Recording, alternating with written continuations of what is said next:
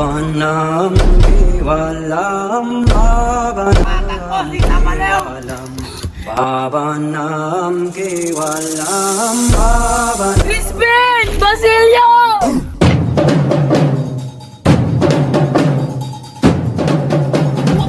Mga Indio!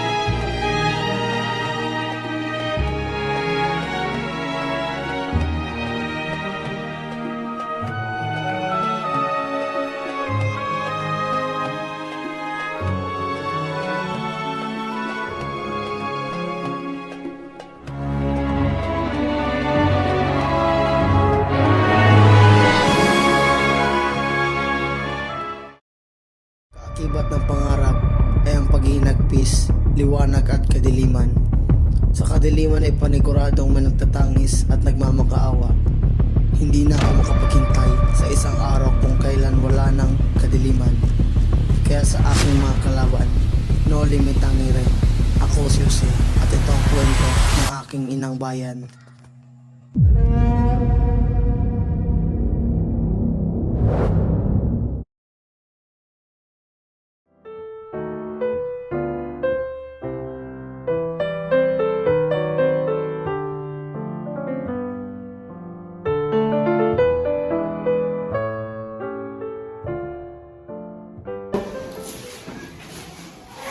Bienvenido de nuevo aquí en Pilipinas, Don Crisostomo. Gracias, ¿cómo estás, Kapitan Tiago? Talagang pinagandaan niyo ang aking pagbabalik.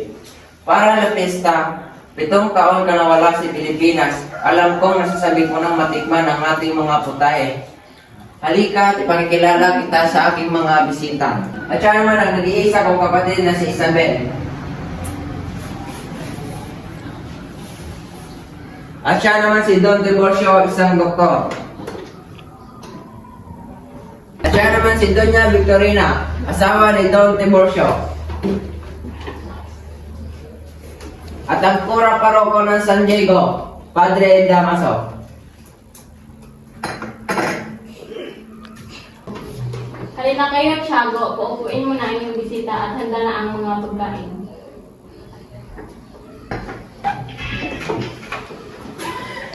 Buenas noches, mga amigos, at sa mataling na kaibigan ng aking mga ama. Padre Damaso, Ikaw na palang anak ng silang si Rafael Ibarra. At nais ko lang magtama sa naging kailanman hindi ko naging matalik na kaibigan ng iyong ama. Ito naman ninyo pag-aaral sa Europa, Don Crisostomo. mabuti naman po, Kapitan. Hindi lang makalaman siyensya ang aking natutunan doon. Bagkus patiori ng pamuhay ng mga taong nakasalamuha ko.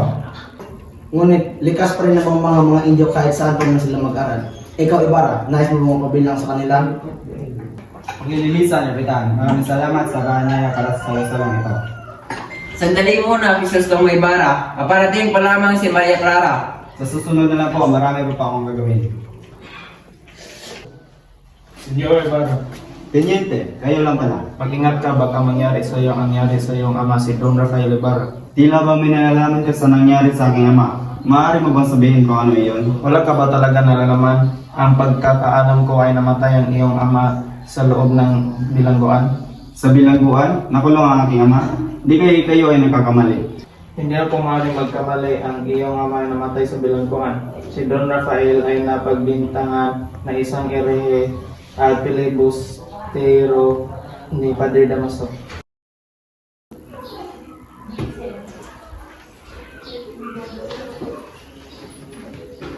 Umaga, Binibini Isabel. Magandang umaga din sa'yo doon, Crisostomo Ibarra. Ngunit, bakit ka naparito sa aming tahanan? Nais ko lamang dalawin si Maria Clara. Nariyan po ba siya? Andeng! Andeng! Nariyan ba si Maria Clara?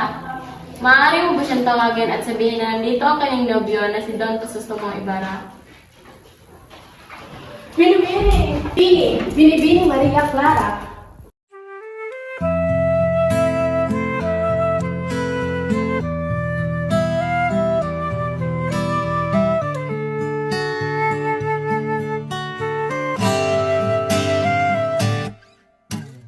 Binibini, nandito ang iyong nobyo na si Don Crisostomo Ibarra. Si Ibarra? Nasaan siya, Andeng? Nasaan si Ibarra?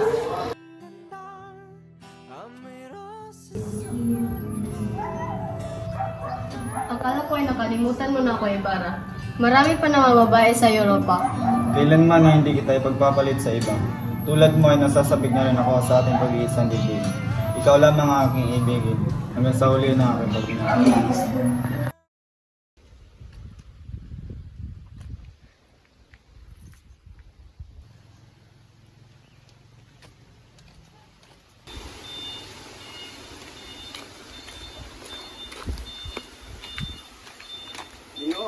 Ginoo. Magandang umaga, Ginoo.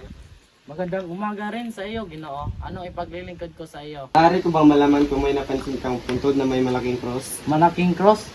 Noong nakaraan ay may isang nilibing na may malaking cross.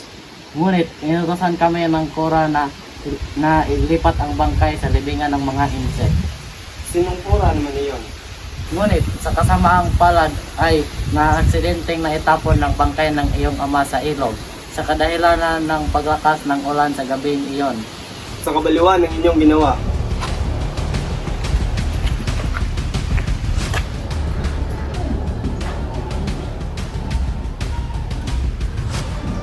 Mahal na ko, natagapin mo po ang aming munting handog mula sa ating simbahan.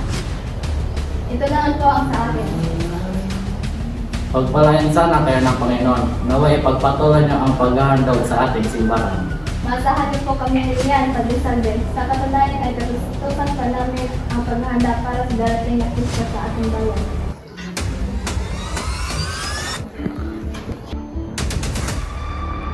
Sabi, ano ang ginawa mo sa bangkay ng iyong ama? Wala akong ginawa. Anong wala?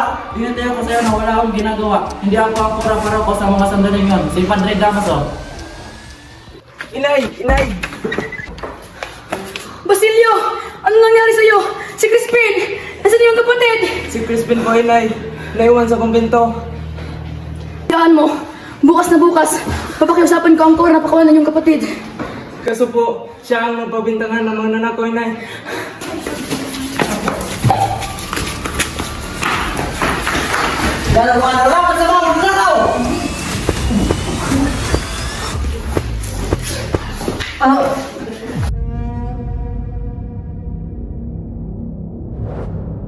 Crispin! Come on! Crispin! Kuya, gusto ko na pong umuwi kagad. Natatakot na ako baka ay mamatay, kuya.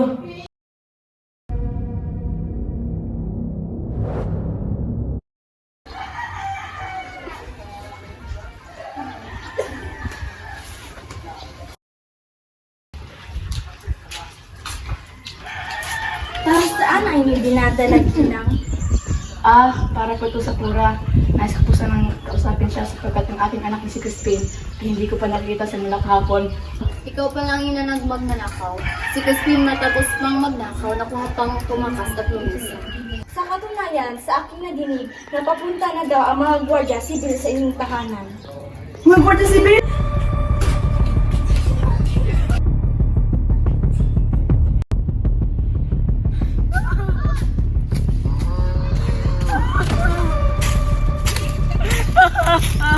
Basilio!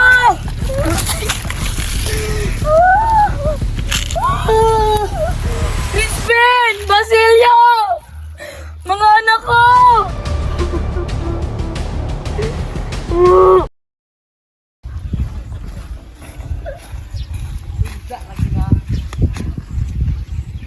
Magandang umaga, Mantasyo. Nais ko lamang humingi ng payo sa iyo para sa binabala kong pagpapatayo ng paralan. Hindi mo mauunawaan sa ngayon. Ngunit sa mga susunod na salin na mauunawaan nila ito. Sapagkat sila ay matatalino at malamang hindi mahambing sa panahon ng mga ninuno nila. Ang payo ko lamang sa iyo ay umuho ka sa ulo ng mga nakahari-hari. Maraming salamat, Natasyo. Mauna na po ako.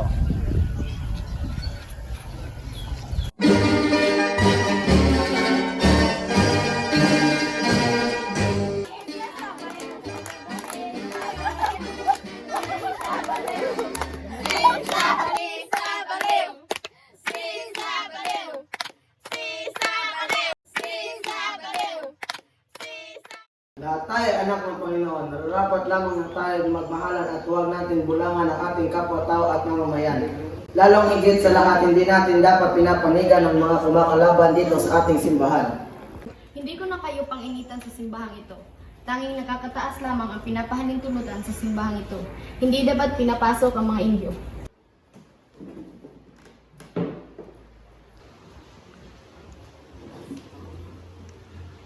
Mag-ingat ka doon, Crisostomo Ibarra, sa paglagay ng unang bato sa iyong paralan. Maniwala ka sa akin, ako ay iyong kapanalig.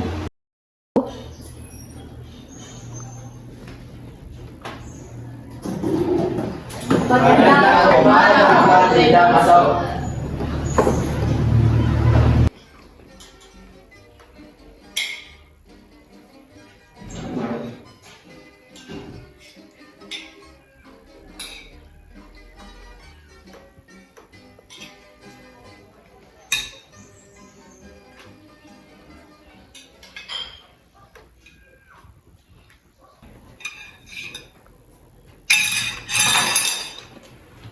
Kumusta na kaya ang labi ng iyong ama, Ibarra? Saan dapat na kaya ito natagpan?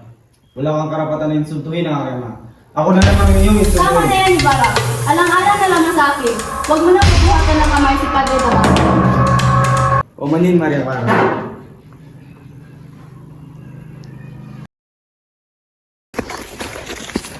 Magandang umaga, Senyor Crisostomo Ibarra. Maaari ka ba namin manyang sumama sa amin? Bakit? Ano ang aking ginawa? Ikaw ang tinurong nagsimula ng pag-aasa ng mga Verde Siguro. Ngunit wala akong ginawa. Ngunit wala akong ginalaman. Bitawan niyo ako.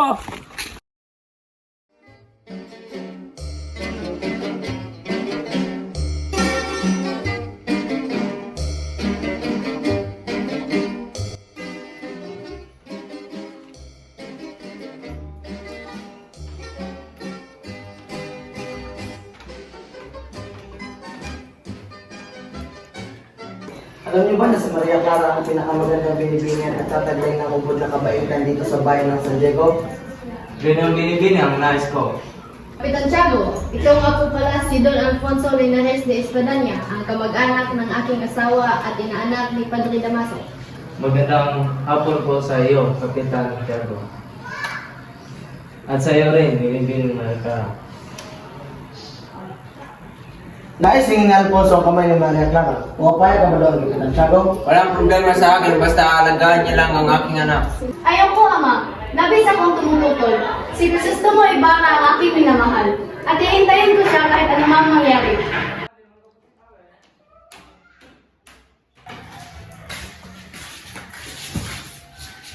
Anak ka nga talaga niya ng Fred Ibarra. Parehong nagmamataas, pero walang dudang parehas din kayo ng sinabi. Hindi na ako makapagintay na makita ang iyong bangkay sa dagat na magpalutang-lutang gaya sa iyong ama. Huwag mamakin ang aking ama. Dahil kung titimbangin ko yung mga pride ay mas sasawal pa kayo sa Diablo.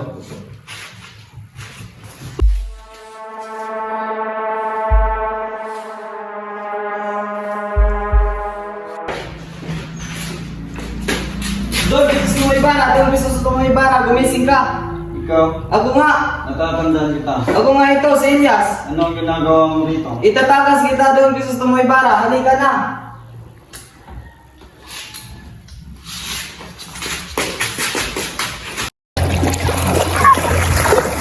Binibini! Si Ginoong Ibarra! Siya nga! Ibarra! Maria Clara!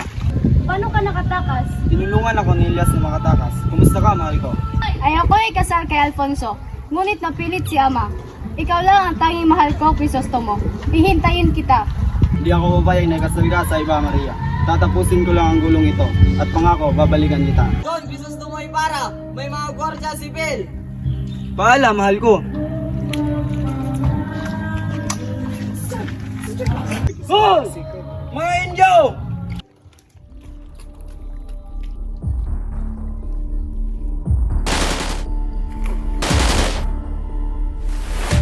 Bini-bini, may dapat kang malaman.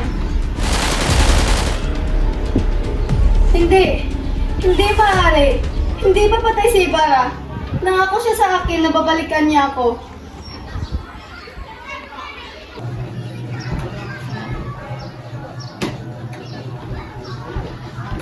Nais ko lang hilingin sa'yo na sirain ang pangakong pagpapakasal. Ngunit bakit? Patay na ang taong ninanais kong pakasalan. Wala na ako ibang mamahalin pa kundi siya lamang. Mabuti pang sumunod na lang ako sa kanya kung iibigin niyo pa din ako ikasal sa iba o di kaya magbumuha na lamang ako. O man yun anak, hindi ko kayang mawalay ka sa aking piling. Inais ko lang kung ano makakabuti sa iyo. Mas pipiliin ko na lang na magsilbi ka sa kumbento.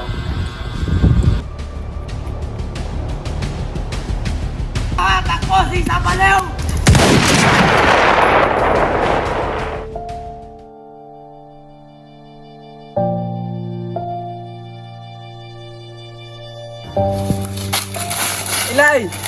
Inay! Ako po ito, si Basilio. Saan ka na, Inay?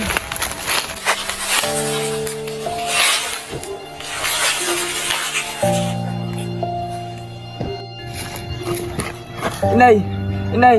Ako po ito, si Basilio. Basilio, ako. Inay, ba't niyo po ako iniwan ni Crispin? Inay! Gumising ka, Inay! Inay!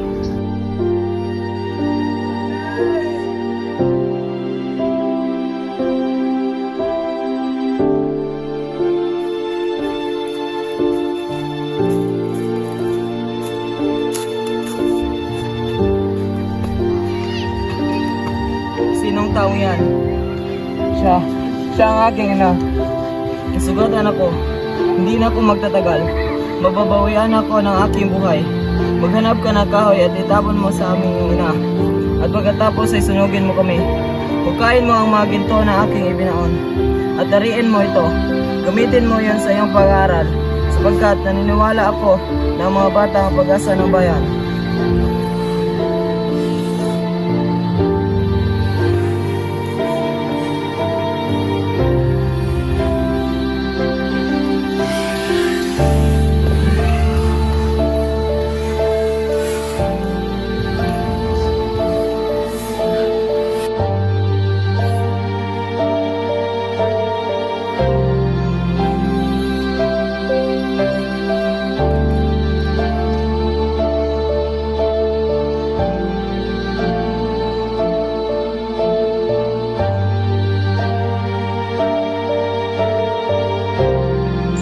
Mamatay ako hindi man lamang namusdan ng maningning na bansang aking minamahal.